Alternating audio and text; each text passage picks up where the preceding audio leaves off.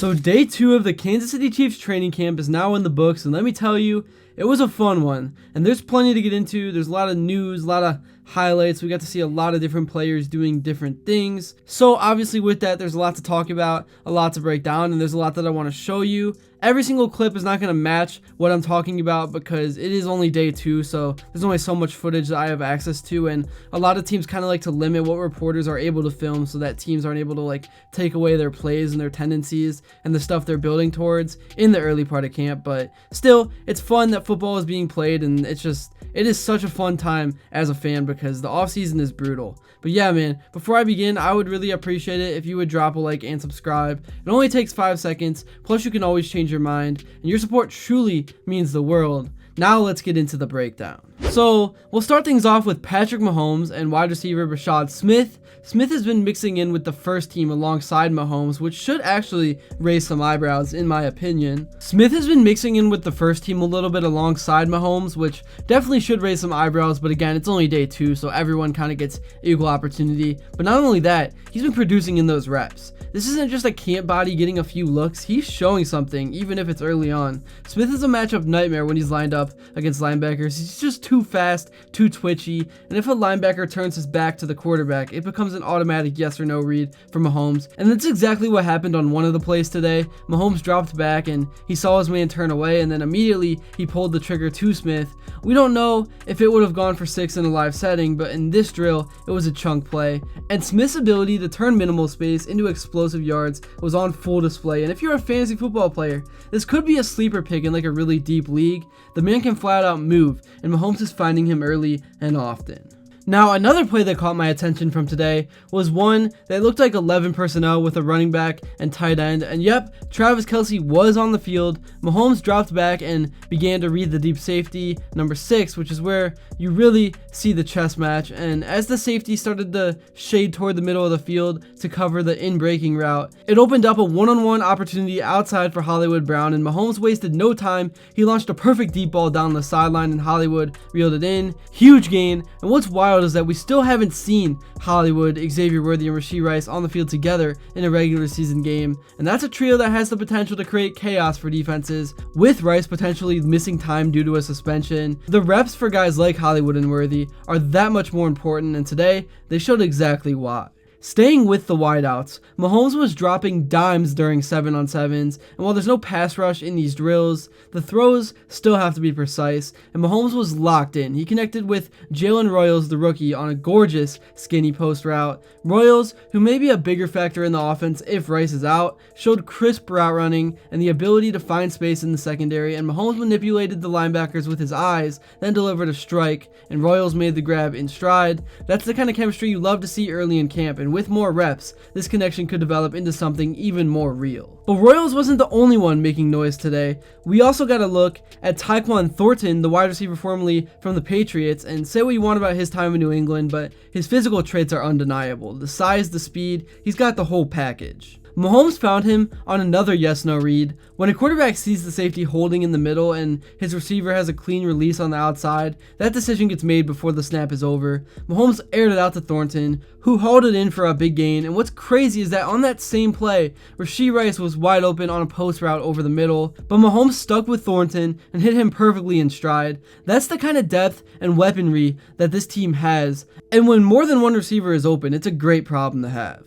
Speaking more of Rashee Rice, even with the looming suspension, he's been active in camp. Mahomes hit him on a dart over the middle that looked effortless. Those are the plays where Rice thrives, physical between the hashes targets where he can use his strength after the catch. It's good to see Mahomes keeping him in the rhythm and game plan. The expectation is that Rice will be back in the fold as soon as he's eligible, and until then, it's all about just staying sharp and just controlling what you can control. Now, let's talk about the offensive line. First team reps today feature Josh Simmons at left tackle, Kingsley at left guard, Creed Humphrey holding down center, Trey Smith at right guard, and then Jalen Moore lining up at right tackle. And that's notable because Moore isn't expected to start in week 1. Juwan Taylor likely holds that spot, but it's clear the staff is rotating bodies and seeing what works. It's also possible that Moore is being prepped as a swing tackle or rotational piece. They paid him well, so he's not just a camp body. This unit looks solid today in pass protection drills, and the emphasis remains on keeping Mahomes upright. We also got a glimpse at the second team offensive line, which included Wanya Morris, Hunter Norzad, Mike Caliendo, Godric. This group has experience, particularly with Caliendo, who saw time in the playoffs last year, and having depth in the trenches is crucial.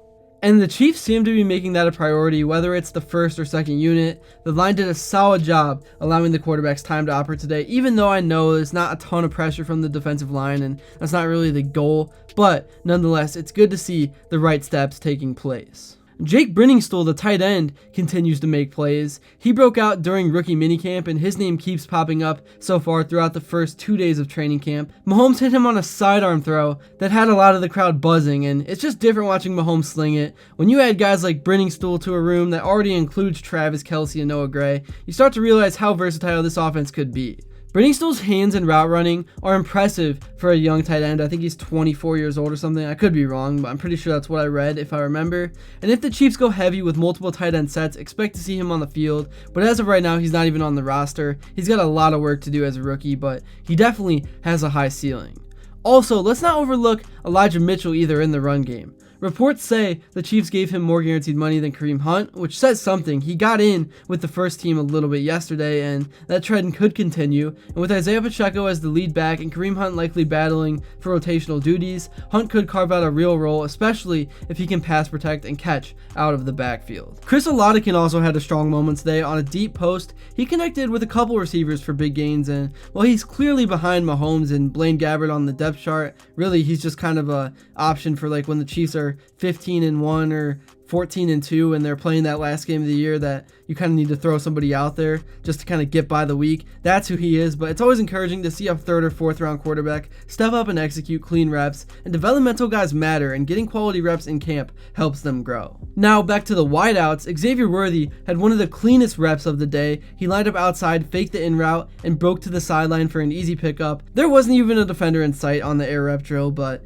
the precision in his footwork and route timing was already impressive for it only being day 2, and Worthy is expected to be a major contributor in the offense, and it's clear the chemistry with Mahomes is already starting to build. Really throughout the day, Kareem Hunt showed up with a lot of energy. I actually live in Cleveland myself, and for some reason, I know he's like from Cleveland. He's a local, but I've just seen him around. It's kind of funny, but he's keeping that Eric Bieniemy tradition alive, finishing every play by sprinting past the goal line. The attention to detail and urgency matters in a camp like this, and Hunt continues to bring that veteran presence. And while the running back competition is still playing itself out, having guys like Hunt pushing the pace only elevates the room. So basically, to kind of wrap everything up into a few sentences, I think a lot of chemistry was built today between Mahomes and his guys, and whether it's the trust in a yes-no read with a guy like Thornton, the precision timing with Worthy, or the physicality and catch radius of Rice, the offense is deep, and Travis Kelce already is showing why he's just so dependable over and over again, even as he ages, and the rising talent of Royals and a few other guys could just make the passing attack even more dangerous than it already is when the Chiefs hit the ground running. But all in all, I think there were some encouraging things, encouraging signs that you can take away from the day, and it's just good to have football back. That's really the main takeaway. That's really all it is. The first week of training camp, nothing much happens. It's just about the guys getting out there and kind of meeting each other and starting to build cohesion and just kind of laying the foundation for how the year is going to go. But yeah, man, thank you all so much if you made it to this point. Let me know if you enjoyed in the comments below and what you would like to see next. And until then, I will see you all later.